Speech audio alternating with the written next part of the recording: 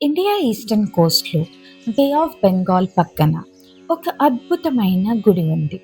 ఇక్కడ దేవుడు కేవలం పూజించబడడు, మనిషిలా జీవిస్తాడు అని నమ్ముతాడు. ఆయన ఇక్కడ తింటాడు, పడుకుంటాడు, ఆరోగ్యం కూడా అస్వస్థతకు గురి అవుతాడు. ఇంకా కొన్ని సంవత్సరాలకైతే ఒక్కసారి తన శరీరం కూడా మార్చుకుంటారు. ఇది ఒక స్టోరీ కాదు, ఇది నిజంగా జరుగుతున్న అద్భుతం. అది మన జగన్నాథ స్వామి టెంపుల్. ఒడిస్సాలోని పూరిలో ఉన్న జగన్నాథ స్వామి టెంపుల్. ఈరోజు మనం తెలుసుకోబోతున్నాం ఈ టెంపుల్ హిస్టరీ, మిస్టరీస్ మరియు డివైన్ సీక్రెట్స్. లాస్ట్ వరకు చూడండి, మీకు ఒక అద్భుతమైన విషయాలు తెలుసుకుంటారు. నమస్తే, నేను మీ భార్గవి. వెల్కమ్ టు భక్తి కథ. జగన్నాథ స్వామి టెంపుల్ స్టోరీ ఒక కన్స్ట్రక్షన్తో స్టార్ట్ అవ్వింది కాదు, ఒక కళతో స్టార్ట్ అయ్యింది. ఇంద్రద్యుమ్నుడు అనే ఒక రాజు విష్ణు భక్తుడు. ఒక రాత్రి ఆయనకి దివ్యమైన స్వప్నం వచ్చింది. ఆ స్వప్నంలో మహావిష్ణు ఇలా అన్నారు: పూరిలో నా గుడిని కట్టించు, నేను అక్కడ జగన్నాథ స్వామిగా ప్రత్యక్షమవుతాను అని. ఆ మాట విన్న రాజు తన జీవితం అంతా డెడికేట్ చేసి ఒక గుడిని నిర్మించడం జరిగింది. తరువాత 12వ సంవత్సరం అంటే 12వ శతాబ్దంలో అనంతవర్మన్ చోడగంగదేవ ఈ గుడిని గ్రాండ్గా నిర్మించారు. గుడి ఇక్కడ స్టార్ట్ కాలేదు. గ్రాండ్ టెంపుల్ ముందు అడవిలో ఒక సింపుల్ డివోషన్ ఉండేది. అదే విశ్వవసు. విశ్వవసు అనే భక్తుడు ఒక రహస్యమైన చోట దేవుడిని పూజించేవారు. ఆయన నీలమాధవుడు. ఇక్కడ గుడి కానీ కట్టడం కానీ లేదు, కేవలం భక్తి మాత్రమే ఉంది. ఇది తెలుసుకున్న రాజు ఇంద్రద్యుమ్న ఈ దేవుని గురించి విని విద్యాపతి అనే ఒక బ్రాహ్మణుణ్ణి పంపించారు. అడవి అంతా వెతికి విశ్వవసుని వెతికారు విద్యాపతి. తరువాత విద్యాపతి విశ్వవసుని తన పూజ మరియు భక్తి గురించి అడిగారు.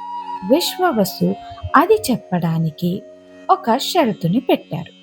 అక్కడికి తీసుకువెళ్తారు, కానీ తెలియకుండా కళ్ళకు గంతలు కట్టి తీసుకువెళ్తాను అని చెప్పారు.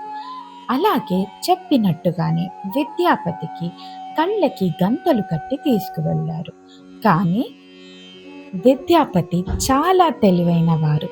ఆయన వెళ్తూ వెళ్తూ తనతో తెచ్చుకున్న మస్టర్డ్ సీడ్స్ అంటే ఆవాల విత్తనాలను దారిలో వేస్తూ వెళ్ళారు. తరువాత ఆ విత్తనాలు మొలకలుగా పెరిగి సీక్రెట్ పాత్ రివీల్ అయింది. వెంటనే విద్యాపతి రాజుగారిని అక్కడికి తీసుకువెళ్ళారు. కానీ అక్కడికి వెళ్తూనే నీలమాధవుడు కనిపించలేదు, అదృశ్యమైపోయాడు.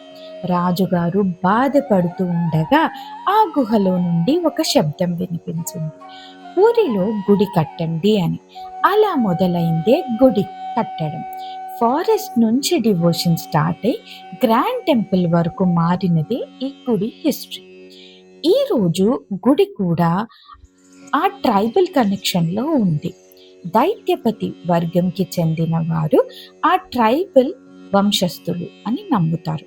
ఎస్పెషల్గా నవకళేబర యాత్ర టైంలో వాళ్ళకి చాలా ఇంపార్టెంట్ రోల్ ఉంటుంది. ఇప్పుడు ఇక్కడ ఉన్న దేవతామూర్తుల గురించి తెలుసుకుందాం. ఇక్కడున్న దేవతలు కంప్లీట్గా కూడా ఉండవు.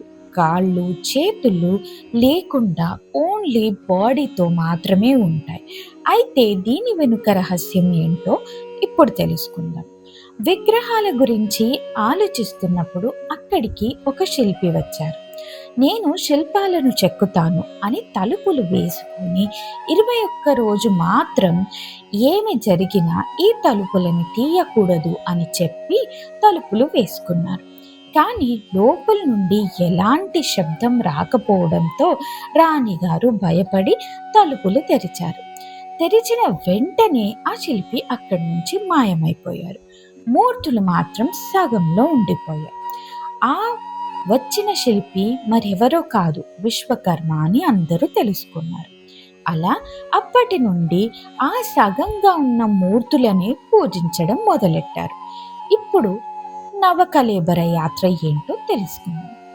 ప్రతి 12 నుండి 19 సంవత్సరాలలో దేవుడు తన శరీరంని మార్చుకుంటారు. పాత విగ్రహాలను తీసి కొత్త విగ్రహాలు తయారు చేస్తారు. ఈ తయారు చేసే పద్ధతి కూడా చాలా గొప్పగా ఉంటుంది. జగన్నాథుని విగ్రహాలు తయారీ చేయడానికి చెట్టు కూడా సాధారణంగా ఎంచుకోరు. ప్రత్యేకమైన నిబంధనలు ఉంటాయి. ఆ చెట్టుపై పక్షులు గూడు ఉండకూడదు. చెట్టు పక్కన నది లేక శివాలయం ఉండాలి. మరియు దానిపై శంకు, చక్రం వంటి గుర్తులు ఉండాలి. ఇలాంటి లక్షణాలు ఉన్న చెట్టుని మాత్రమే దైవ సంకేతంగా భావించి ఎంచుకుంటారు. అంటే దేవుని విగ్రహం కోసం చెట్టుని కూడా దేవుడే ఎంచుకుంటాడు అని నమ్ముతారు.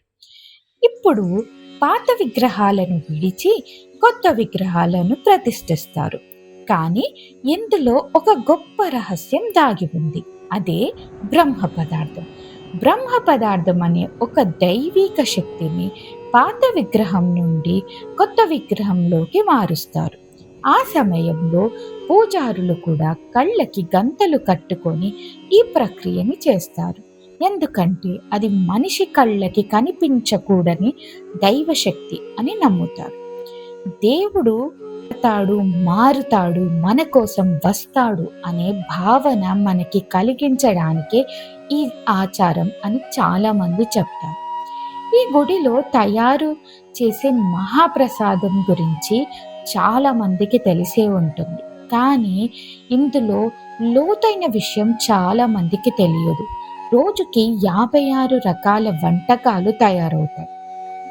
మట్టి పాత్రలో, కట్టెల పొయ్యి పైన ఎటువంటి ఆధునిక పరికరాలు లేకుండా శతాబ్దాలుగా అదే రుచి, అదే విధానం. ఇంకా ఆశ్చర్యకరమైనది ఏంటంటే ఎప్పుడు ఆహారం వృధా కాదు. ఎంతమంది భక్తులు వచ్చినా అంతమందికి సరిపడే విధంగా తయారవుతుంది. ఇది ఒక అద్భుతమైన రహస్యం. ఇలా ఇంకా ఎన్నో రహస్యాలతో కూడిందే మన జగన్నాథ స్వామి. అనవసర అంటే ఏంటి అన్నది తెలుసుకుందాం.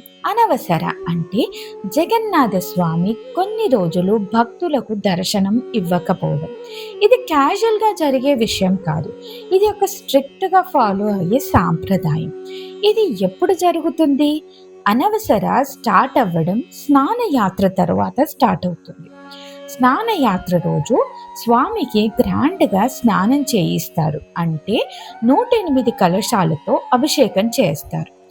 ఎందుకు స్నానం స్వామి అనారోగ్యం అని అంటారు? 108 కలశాల స్నానం తర్వాత ట్రెడిషన్ ప్రకారం స్వామికి జ్వరం వస్తుందని నమ్ముతారు. ఇది సింపుల్గా ఏం చెప్తుంది అంటే దేవుడు కూడా మనలాంటి శరీరంలా బిహేవ్ చేస్తారు అని.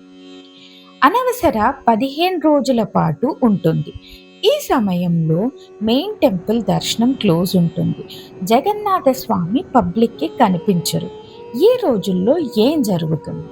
చాలా మందికి తెలియని విషయం ఏంటంటే స్వామికి ఆయుర్వేదిక్ ట్రీట్మెంట్ చేస్తారు అని నమ్ముతారు. ఈ సమయంలో అరుదైన మూలికలను యూస్ చేసి ట్రీట్మెంట్ ఇస్తారని నమ్ముతారు. లైట్ ఫుడ్ అంటే పలహారాలను మాత్రమే ఇస్తారని, స్ట్రాంగ్ రిచువల్స్ కూడా ఆపేస్తారని నమ్ముతారు. ఇది ఒక కంప్లీట్ హీలింగ్ పీరియడ్లా ట్రీట్ చేస్తారు. ఈ 15 రోజుల్లో భక్తులకి దర్శనం ఉండదు. దానికి బదులుగా స్వామి ఉత్సవ విగ్రహాలని అలర్నాథ గుడిలో దర్శించుకుంటారు. అలర్నాథ దర్శనం అంటే జగన్నాథుడి దర్శనం అని నమ్ముతారు. అనవసర తర్వాత స్వామి మళ్ళీ దర్శనం ఇస్తారు. ఈ ఫస్ట్ దర్శనాన్ని నవయవ్వన దర్శనం అని అంటారు. అంటే స్వామి ఫ్రెష్గా కొత్త ఎనర్జీతో తిరిగి వచ్చారు అని అర్థం. ఇది కేవలం ఒక రిచువలే కాదు, మనకి ఒక లైఫ్ లెసన్. ఏంటంటే మనకి కూడా రెస్ట్ కావాలి. బాడీకి, మైండ్కి రికవర్ అయ్యే టైం ఇవ్వాలి. కంటిన్యూస్గా వర్క్ చేస్తే బ్రేక్ అవ్వడం, రెస్ట్ తీసుకోకుండా వర్క్ చేయడం చాలా కష్టం. ఈవెన్ గాడ్కి కూడా రెస్ట్ తీసుకోవడం, ట్రీట్మెంట్ తీసుకోవడం అన్నది సర్వసాధారణం. సో ఇప్పుడు మనం ఈ ప్లేస్కి ఎలా చేరుకోవాలి, హైదరాబాద్ నుండి ఈ ప్లేస్ వెళ్ళడానికి ఏమేమి సదుపాయాలు ఉన్నాయో ఇప్పుడు తెలుసుకుందాం. మనం వెళ్ళడానికి మనకి ట్రాన్స్పోర్ట్ ఫెసిలిటీ బై రోడ్ వెళ్ళొచ్చు, by train as well as by airport వెళ్ళొచ్చు. బై ట్రైన్ వెళ్ళాలి అనుకున్న వాళ్ళు nearest railway station puri, puri express కానీ కోనార్క్ ఎక్స్ప్రెస్ కానీ వెళ్ళొచ్చు. టైం 20 to 24 అవర్స్ పడుతుంది. మనకి కాస్ట్ అరౌండ్ 600 to 3000 మధ్యలో మనం చూస్ చేసుకున్న కోచ్ బట్టి అవుతుంది. అదే ఫ్లైట్ నుంచి వెళ్ళాలనుకుంటే మనకి nearest airport Biju Patnaik international airport. మనకి flight charges, ticket charges around 2500 to 5000 మధ్యలో అవుతుంది. సో అక్కడ ఉండడానికి, ఫుడ్కి చాలా ఫెసిలిటీసే ఉన్నాయి. ఉండడానికి ఆల్మోస్ట్గా 1500 to 3000 మధ్యలో స్టే దొరుకుతుంది. ఫుడ్ కూడా 100 to 300 పర్ డే అలా కాస్ట్లో ఉంటుంది. సో ఈసారి మీరు జగన్నాథ టెంపుల్కి వెళ్ళినప్పుడు ఈ అనుభవం, ఈ రహస్యాలని తెలుసుకొని టెంపుల్ని దర్శించుకుంటే మీకు కలిగే అనుభూతి చెప్పలేనిది. మీకు దర్శనం మంచిగా కలగాలని, ఆ జగన్నాథుడి కృప ఎప్పుడు మీ పైన ఉండాలని కోరుకుంటూ మళ్ళీ కలుసుకుందాం. అప్పటి వరకు నమస్తే.